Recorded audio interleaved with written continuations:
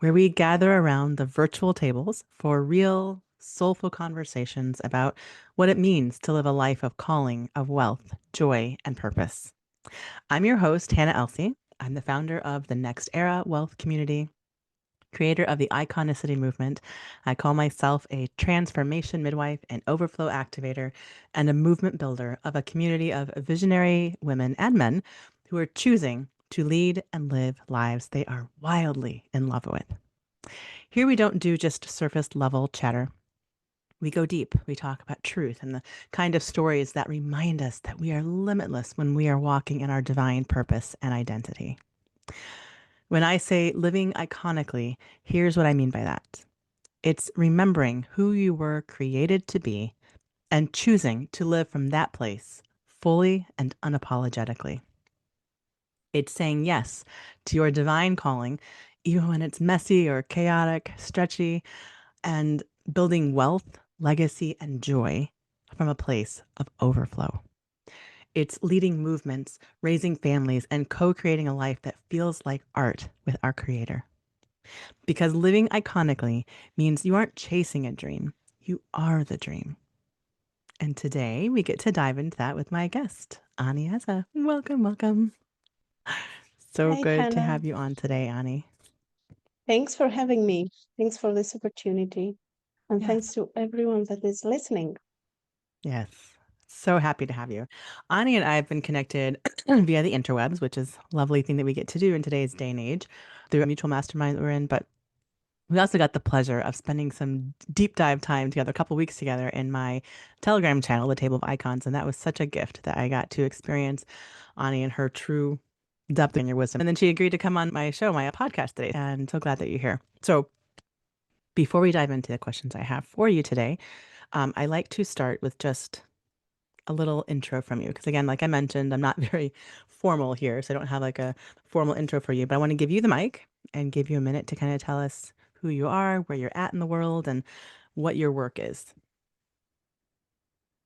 Okay, let me see how I want to introduce myself in this context because it is always different. I will start with the easy stuff. I'm located in Greece, born and raised in Greece, which is a magical country with all the contradictions between light and darkness that you can imagine. It's a very interesting place to live in.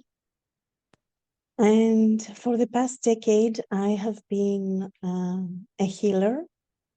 I've been a mental health expert, and I'm always studying and learning new things, new modalities, Mm, and new aspects. I love exploring and experimenting with new aspects of human existence and what life has to offer. Because to me, life is the universe's playground. I love that. I know we talk about our iconic lives, and they're very unique to each of us. And I know you and I share a little bit of similar storylines, but take us back to the moment, maybe in your life, that you can think of when you first realized that you weren't going to just live just I'm going to say a normal, regular autopilot life, but that you were going to choose this and this calling that you had was different, but you were going to choose that path. What was happening in your life at that time, or what shifted inside of you that made you say, this is a path that I'm going to walk? Okay, I think I was born like that. And the Mm, moment I realized something's different about me was at a very young age, about 4 years old, because I could see and understand things that other people were not able to, and I was silenced because I was considered to be inappropriate or too much or rude even. mm, So I learned to keep things to myself. mm. So, what shifted in you, or where was there a point in your life when you decided that you were going to start sharing your true self? As a child, I tried a lot and I was Hmm. always wondering why are the people around me reacting so weirdly? Because it was really normal to me. And then in my adulthood, when my grandma passed away, it was like all this um, all this time helped me marinate and evolve my way of expressing things in a way that was more mature, more acceptable from the receiver, mostly because I had understood what to share and what to keep for myself Hmm. without triggering people all around me. Hmm. Yeah, I understand that. I've been told before that I was too much, or maybe you should just keep that to yourself, right? It's kind of things. Yeah, Yeah, it's interesting. It's sometimes, yeah, maybe the word is tact, like learning a bit of tact and how to assess like what I can and cannot share. It's interesting. It's an interesting line though, I think that you're always kind of feeling out a little bit and like when is it and where is it that what you can and cannot or should not, maybe I don't know if that's the correct word or not, but yeah, it's an interesting walk. Okay. So as you started that journey of like starting to share more and whatnot and knowing what to share and things like that, sometimes that journey of choosing ourself and our calling, our identity, it's always an easy one, right? What obstacles maybe tested you and your resolve to do that, or challenges that came up that you had to decide to move through instead of letting them hold you back or define you or anything like that? Can you think of any moment like that, or maybe some lessons or strengths that were learned through different seasons or experiences as you kind of walked out learning how to do this? yeah, that's a huge topic, like encyclopedia, huge topic. Um, Understandable. yeah. I will share a lesson that was very crucial to me because I was learning as a child to keep information to myself. I was conditioned as, the good girl. Mm-hmm. So I wasn't very good at terminating relationships, collaborations, any connections. Although I was able to see that this is not gonna go anywhere. Hmm. So although I understood that, I silenced myself and I let the condition, the context, the relationship die slowly. Uh-huh. And I learned that I have to take responsibility and be the bad girl. I have to take responsibility to terminate something that is not alive in me anymore. Yeah. Did you feel like learning to do that kind of helped build, I'm gonna say resolve maybe in you, or just like a knowing? Because I've had to walk through some of those too as well. I understand what you said when you like, you you were conditioned to be the good girl and you didn't want to, even though you knew that this was done, you didn't want to be the one to do it in the beginning. But I know for myself, having gone through similar kind of situations, when I finally decided to set boundaries for myself, oh, I survived it. And it was so freeing when I walked through that. I was like, oh, but I know for myself that built such a, I want to say like another edge of power for me because I was like, oh, okay, I survived that. And it was the best thing for both me and them. And like, that was a good thing. And I can do that again if I need to, right? I don't know if you've ever experienced something like that, but I know for me that it was a growing up thing, right? A maturity thing, I think too, right? Like learning that you could set boundaries and that it is a beautiful thing. You're not going to Yeah, die if you have to cut off something. Um, yeah. I think this transformed me into what my friends call me nowadays, the queen of boundaries. yeah, boundaries. Yeah, and people throw that term around a lot, but we do actually use it, right? And I think it's something, again, it's really empowering, which I'm not the biggest fan of the word empower, but like it does give you an element of power to be able to set a boundary. And it is truly freeing, not devastating, which I think is what I thought it was before, right? Like, oh my gosh, if I set a boundary, I'm gonna hurt someone or whatever, right? But in fact, it's a beautiful thing. And I think if more of us did it, I think there'd actually be a lot of good that came from it. Yeah, sure. For Yeah. me, boundaries are a love language.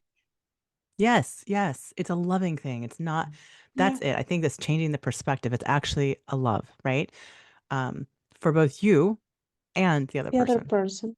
Yeah, And the relationship. You're yeah, also I agree. protecting the relationship from being dismantled.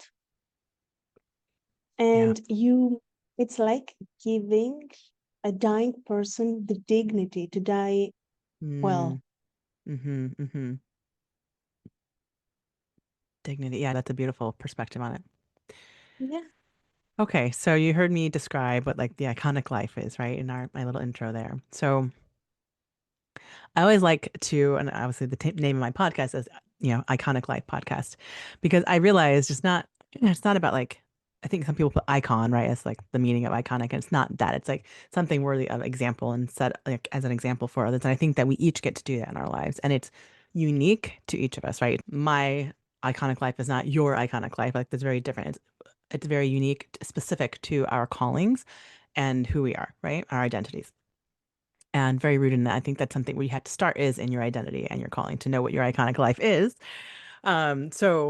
This is kind of, part of the mission of this podcast is to explore other people's iconic lives. So for you, Ani, what does living an iconic life look like for you? What does that mean to you? Like in your day to day, what rituals, choices, or values do you keep, um, like that helps you stay anchored in your iconic life? okay, first, for me, iconic equals real, equals raw. Mm-hmm, mm-hmm, I always stay true to myself. I never bypass anything, and giving myself and others the time, space, and freedom to change. mm, This fluidity for me is iconic. yeah. It's nothing is terminal. We can create and recreate and reform everything, and that's magical. Mm, Experimenting is iconic. Approaching life with childlike curiosity is iconic. Like, yes. I do not depend on the outcome. I'm just experimenting. I'm trying this and see what will happen if I do that. If I like the outcome, that's good. I will repeat it. If I don't, I will change the process. Mm, yeah. Giving yourself the freedom to experiment. I actually like that word, right? Yeah, With childlike curiosity. Yeah, approaching life in that way is, I think, a really beautiful way of doing it. Not feeling like you have to be stuck in one space or way of doing things. And unfortunately, I think a lot, at least for our society, I don't know about in Greece, but I feel like a lot of young people get so bogged down in the stress of the overwhelm of I must choose my life's path to go to college, do X, Y, and Z. I never actually felt that as a child because um I've always known kind of my calling, and I just kind of I kind of say I've been revealing it to myself even over the years, right? It's like, it's always coming back to what I've always known. But I also never felt like I was just stuck in one thing, right? But a lot of young people I talk to, they're like, oh my gosh, like I don't know how to pick what I'm supposed to be. I'm like, but you don't have to. But in fact, you don't have exactly. to. Pick what lights you up right now, and then you can change it in 5, 10 years. Like, what is that? Anyway, it's just so funny because people, they get stuck in that, like, oh, I must pick this way and go that way. And what a claustrophobic feeling, right?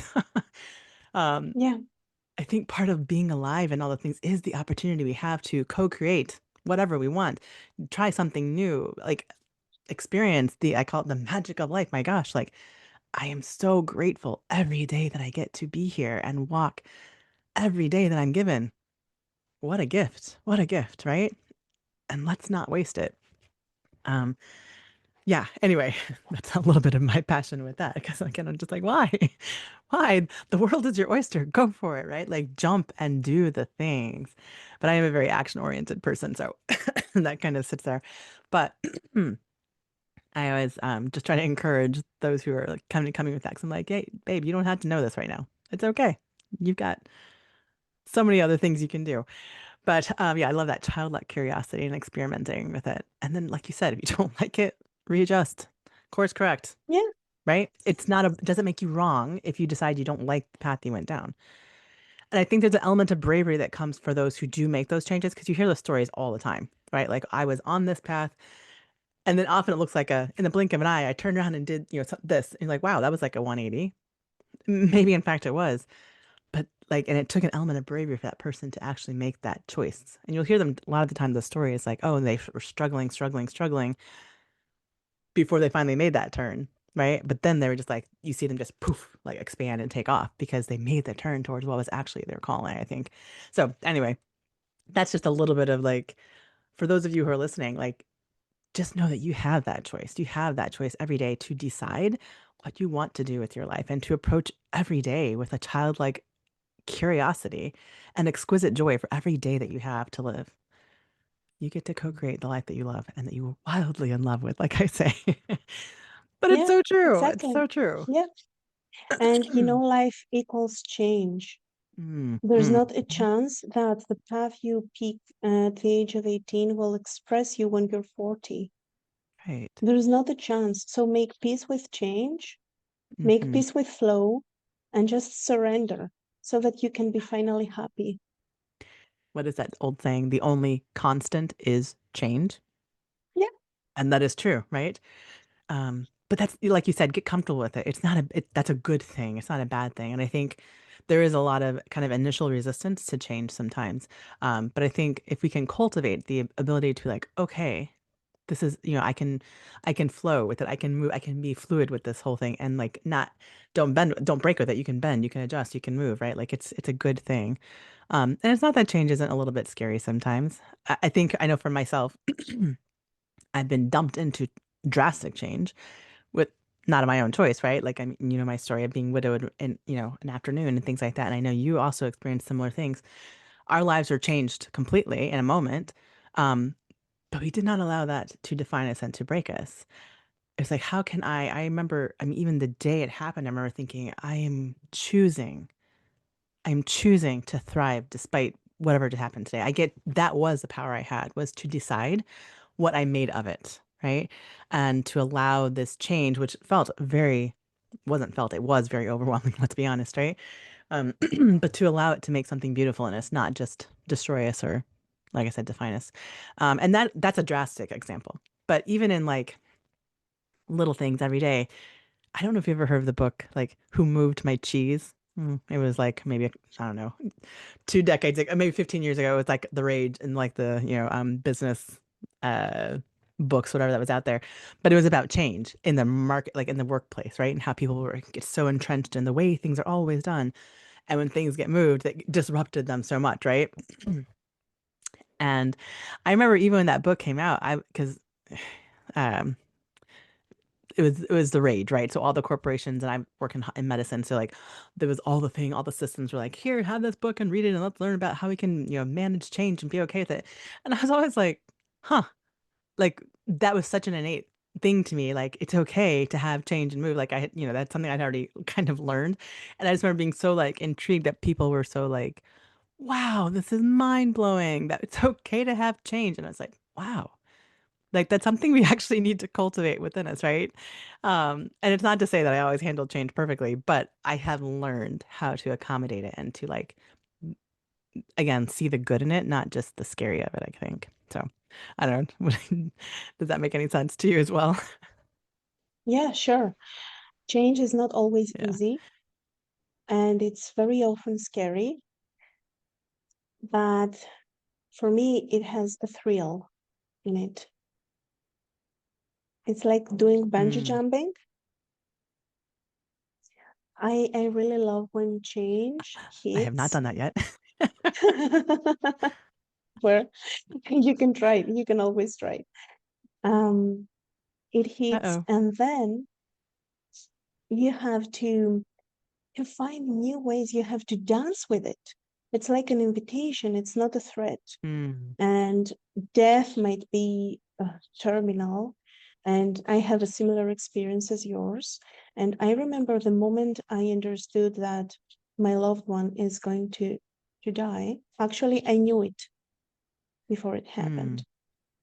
mm, And I was split in two halves. Like 50% of me was devastated by sorrow and sadness, and 50% of me was feeling that this is the absolute best thing that could have happened in this moment.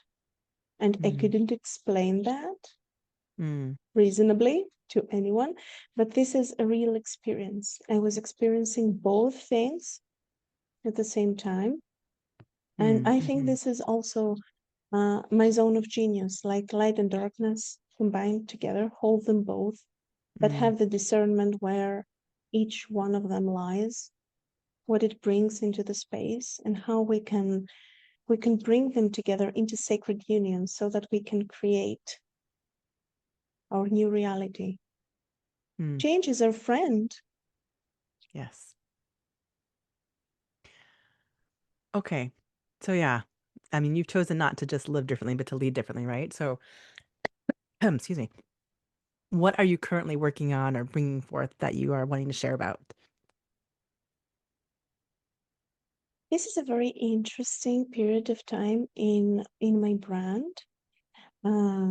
We have co-founded Seeds of Bliss with my husband, Costas, and we have been going through clarifying things and rebuilding our offering suite, which was a really great and playful experience to have, although it wasn't easy, but we had so much fun doing that. Um, so if I have to pick one thing to bring forward, it's the 3-month container we have. We have created our own healing modality and our own coaching modality, which is specialized for people that are going through healing and how to practically implement what they are shifting in their healing sessions into their everyday life with actionable practical steps. We are very functional.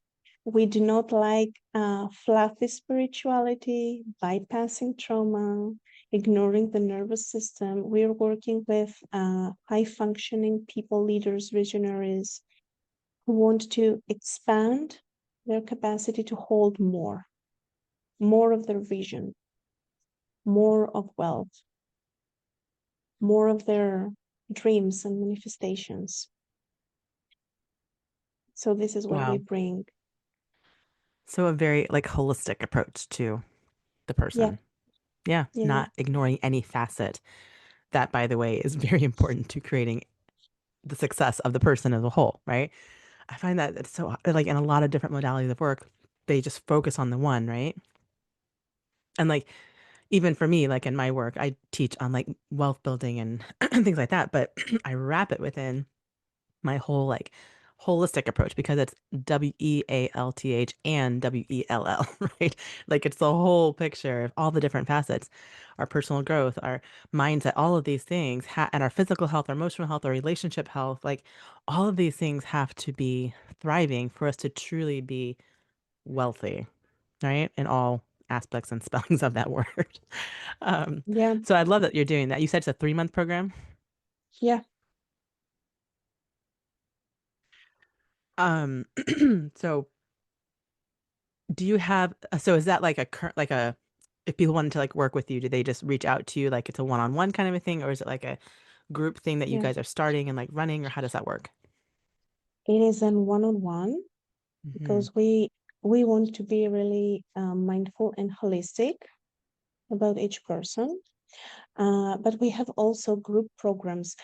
Actually, our work has two main pillars: the one-on-one, the personalized facet of our work, when we go deep into the experiences, the nervous system, the information that is withheld in the body, all the trauma, all the imprints that somebody carries, and then the group work where we dissolve and dismantle all the collective conditioning. Mm. Okay. So is this kind of what you see? You said like you redesigned like your offer suite and things like that. Is this kind of what you see your calling evolving to in this next season? Because I know you teach as well, correct? Yes, actually, our vision is pretty huge. We want to build a worldwide movement. And our vision is to also touch education and create a holistic school for families, not just for the children, but also for the Mm-hmm. families, so that they can support the children and also support themselves in the parenthood, the new age parenthood they are going to step into.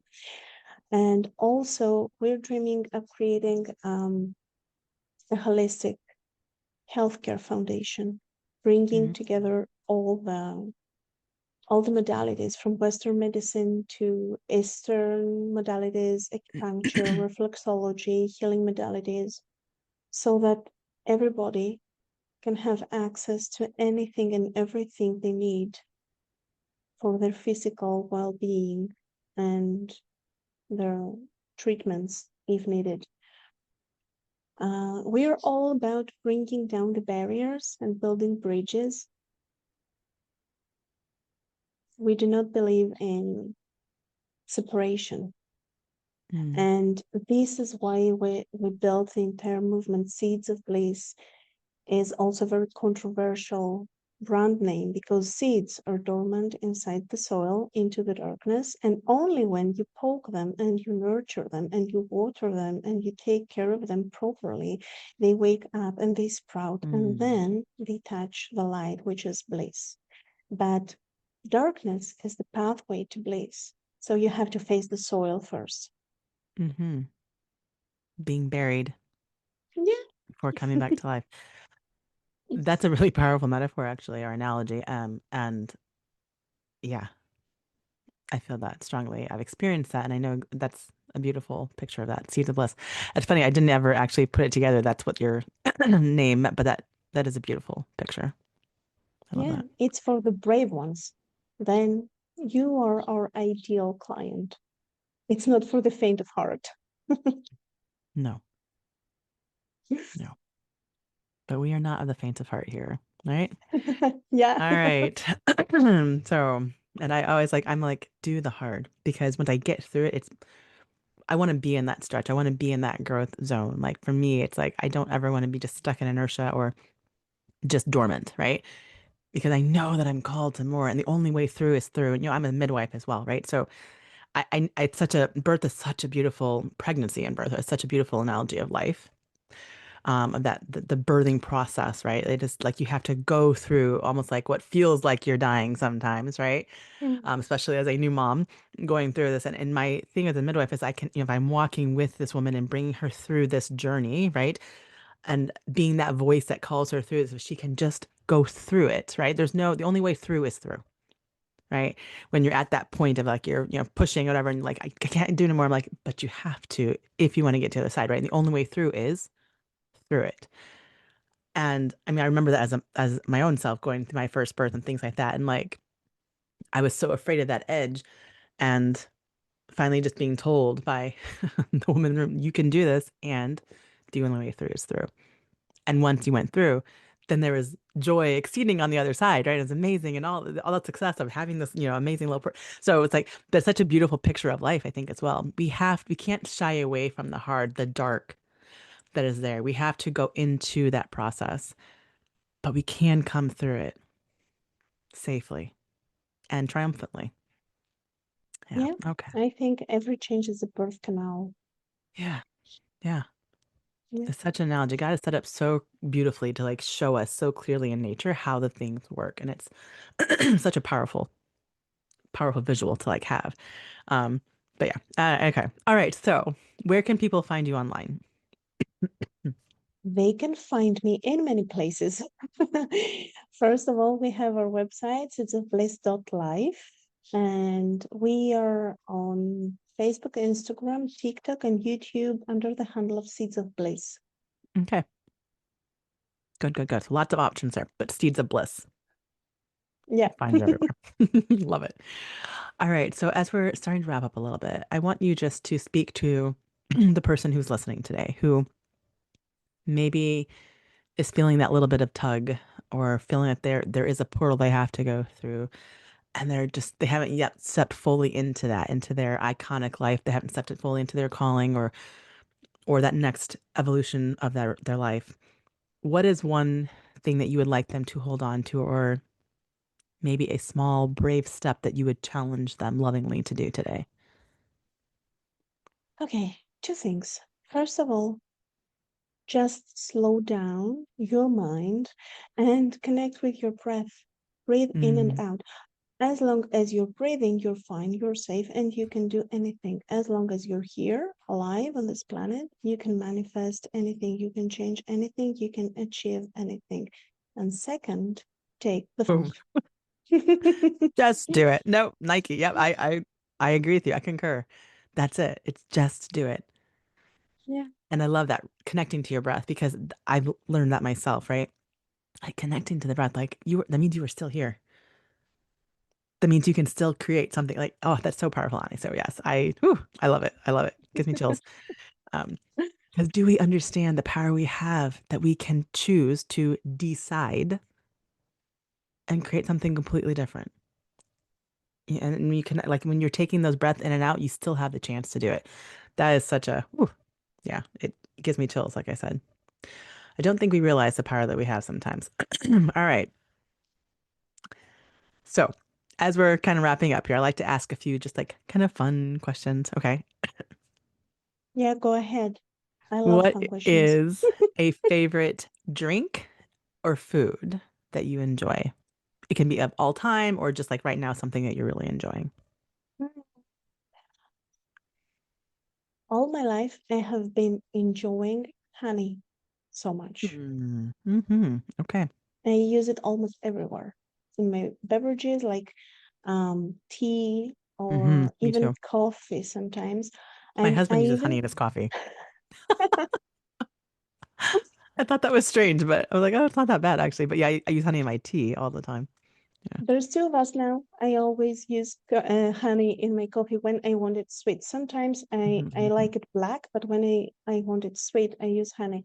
And I also love warm honey water, just water and Yeah. honey. I probably need some for my cough today. Actually, sounds really good. All right, what's the favorite food? Or I guess that kind of actually covered both. Actually, your honey did. But okay, so next, a dream vacation spot or trip that you have planned or maybe on your bucket list. The whole world is my bucket list. Yeah, I would me love to too. travel all around the world Me because too. there's so much magic to witness. Yes. Yeah. Yeah, I agree. That would be my answer exactly. You and I think very much alike. I'm like, I don't have one spot. The world, like my screensaver at work has like just random photos from like different spaces around the world. And I love it because there is so much jaw-dropping, exquisite, joyful, and joy-inducing, like amazing spaces everywhere.